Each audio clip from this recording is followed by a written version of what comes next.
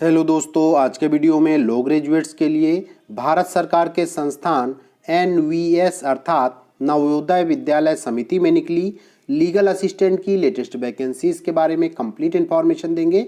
तो दोस्तों, इन वैकेंसीज में ऑल ओवर इंडिया आप किसी भी स्टेट के रहने वाले हैं तो फॉर्म अप्लाई कर पाएंगे। तो दोस्तों, वीडियो स्टार्ट करने से पहले यदि आप हमारे चैनल पर पहली बार वीडियो देख रहे हैं या आपने अभी तक हमारे चैनल को सब्सक्राइब नहीं किया है तो सभी प्रकार के legal updates, legal jobs information और एआईबी एग्जाम प्रिपरेशन करने के लिए जल्दी से वीडियो को लाइक और चैनल को सब्सक्राइब कर लीजिए और अपने ज़रूरतमंद दोस्तों के साथ शेयर भी कर दीजिए।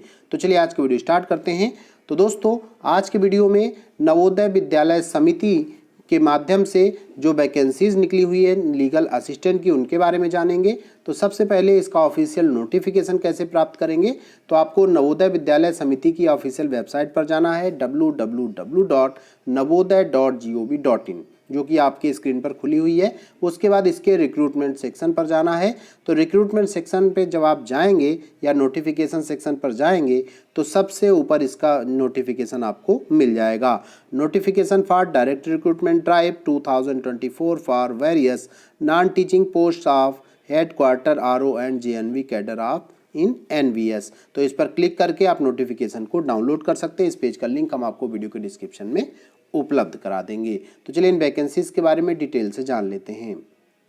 तो दोस्तों, आपके सामने स्क्रीन पर नवोदय विद्यालय समिति के द्वारा जारी ऑफिशियल नोटिफिकेशन है, जिसमें कि डिफरेंट टाइप की नॉन टीचिंग वैकेंसीज निकली हुई हैं आपके नवोदय विद्यालय समिति के हेडक्वार्टर और स्कूल्स के लिए। तो दोस्तों, यहाँ पर हम जो स्पेशली बात करने वाले हैं लीगल वैकेंसीज के लिए, तो यहाँ पर एक पोस्ट है लीगल असिस्टेंट की, तो वो लीगल असिस्टेंट की वैकेंसी के बारे में जानेंगे। तो दोस्तों, यहाँ पर जो क्वालिफिकेशन मांगा गया है सबसे पहले उसकी बात कर लेते हैं।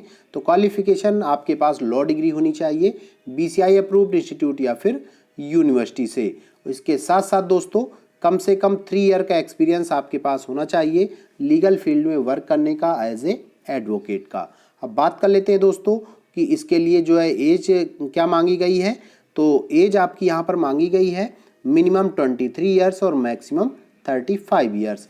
एज रिलैक्सेशन की अगर बात करें तो यहाँ पर गवर्नमेंट ऑफ इंडिया के एज रिलैक्सेशन रूल्स के अकॉर्डिंग आपको एज रिलैक्सेशन भी दिया जाएगा। जिस कैटेगरी को जितना age relaxation government of India rules के अकॉर्डिंग मिलता है वही यहाँ पर आपको मिलेगा। अब बात कर लेते हैं कि इसकी जॉब लोकेशन कहाँ पर होगी। तो जॉब लोकेशन इसकी जो है, जो नवोदय विद्यालय समिति का हेडक्वार्टर है वहीं पर होगी। मीन्स नोएडा और दिल्ली के पास जो इनका ऑफिस है हेडक्वार्टर का, वहीं पर आपकी पोस्टिंग होगी। अब बात कर लेते हैं पे स्केल की दोस्तों। तो यहाँ लेवल 6 का पे स्केल मिलेगा आपको और 35,400 से लेकर के 1,12,400 का पे स्केल है, जो कि बहुत ही अच्छा पे स्केल है। और यहाँ पर दोस्तों, आपको अगर कंप्यूटर का नॉलेज है, हिंदी और इंग्लिश आती है, तो यहाँ पर आपको प्राथमिकता दी जाएगी। अब बात कर लेते हैं दोस्तों कि जो इसके एग्ज़ामिनेशन सेंटर्स हैं वो कहाँ पर होंगे। तो इसके एग्ज़ामिनेशन सेंटर्स जो आपके हैं पूरे जो ऑल ओवर इंडिया लगभग जो मेन सिटीज़ हैं हर स्टेट के वहाँ पर होंगे। जैसे देखिए आंध्र प्रदेश में भी हैं, असम, बिहार, राजस्थान, उड़ीसा, यूपी, मतलब सारे स्टेट्स हैं यहाँ पर आप देखेंगे। सारे स्टेट्स के मेन सिटीज़, जैसे उत्तर प्रदेश में आपके हैं लखनऊ, कानपुर, आगरा, मेरठ, वाराणसी, अयोध्या, बरेली, गोरखपुर, झांसी, प्रयागराज, और इस तरीके से भी उत्तराखंड में है देहरादून, पौड़ी गढ़वाल, हल्द्वानी। इस तरीके से हर स्टेट में यहाँ पर जो एग्ज़ामिनेशन सेंटर्स बनाए जाएंगे। और जो एग्ज़ामिनेशन सेंटर्स हैं उनमें एक बात की विशेषता रहती है कि आपका जो नज़दीकी क्षेत्र होता है वहाँ से आपको एग्ज़ामिनेशन सेंटर्स फिलअप के लिए ऑप्शन दिया जाता है, वहाँ पर आपको एग्ज़ामिनेशन सेंटर मिल जाएगा। अब बात कर लेते हैं दोस्तों कि इसके लिए सिलेबस क्या होगा। तो सिलेबस भी देखिए, सिलेबस जो है सबसे पहली चीज़ कि यहाँ पर एक आपका ऑब्जेक्टिव टाइप एग्ज़ाम होगा।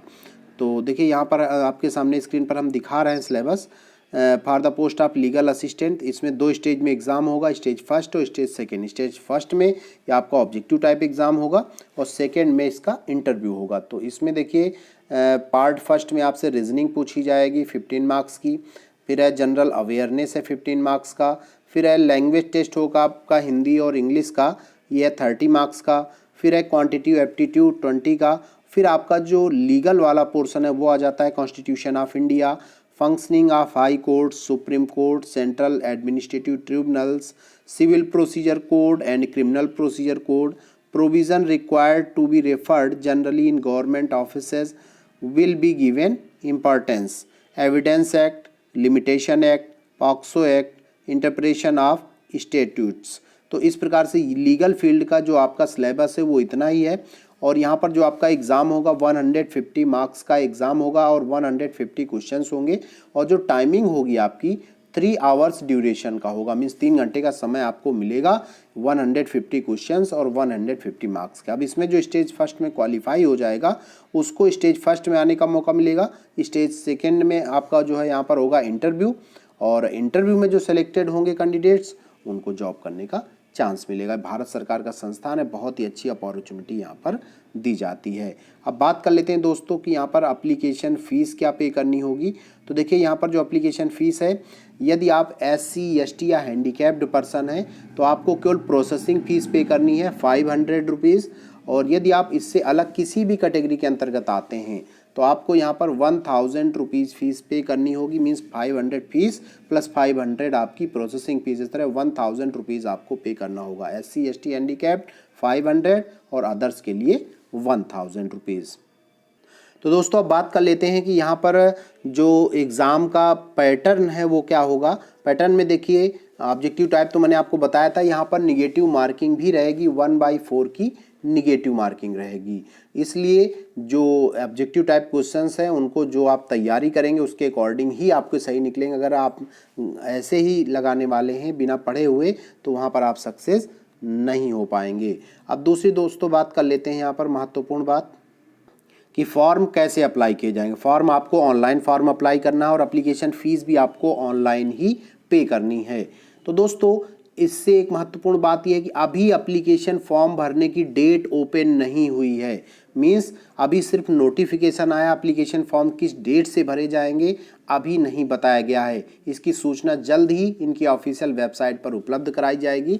तो जैसे ही वो ऑफिशियल वेबसाइट पर सूचना आती है उसमें बताया जाएगा कि ऑनलाइन फॉर्म किस डेट से लेकर के किस डेट तक आप अप्लाई कर पाएंगे। उसके बाद एप्लीकेशन जो फ़ीस है वो किस ड्यूरेशन से लेकर के किस ड्यूरेशन तक आप पे कर पाएंगे।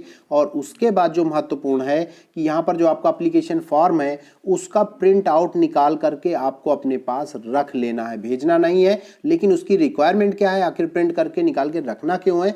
तो दोस्तों जब आपका इंटरव्यू के बाद वेरिफिकेशन होगा तो वेरिफिकेशन के टाइम पे आपको वो जो आपका एप्लीकेशन फॉर्म है वो वहाँ पर लेकर के जाना होगा। मीन्स अगर आप अभी एप्लीकेशन फॉर्म का प्रिंट आउट निकाल करके नहीं रखेंगे तो लास्ट टाइमिंग आप सेलेक्ट होने के बाद भी जो है फेल हो जाएंगे, क्योंकि वहाँ पर आपके पास एप्लीकेशन फॉर्म का प्रिंट आउट होगा नहीं और वहाँ फिर आपके पास एप्लीकेशन फॉर्म का प्रिंट आउट निकालने का ऑप्शन मिलेगा नहीं, क्योंकि वेबसाइट से सारी चीज़ें समय से पहले हटा दी जाती हैं। तो इसलिए ये ज़रूर ध्यान रखें और एप्लीकेशन फॉर्म भरने की डेट जैसे ही ओपन होती है हम अपने चैनल पर सूचना उपलब्ध कराएंगे। बहुत बहुत धन्यवाद।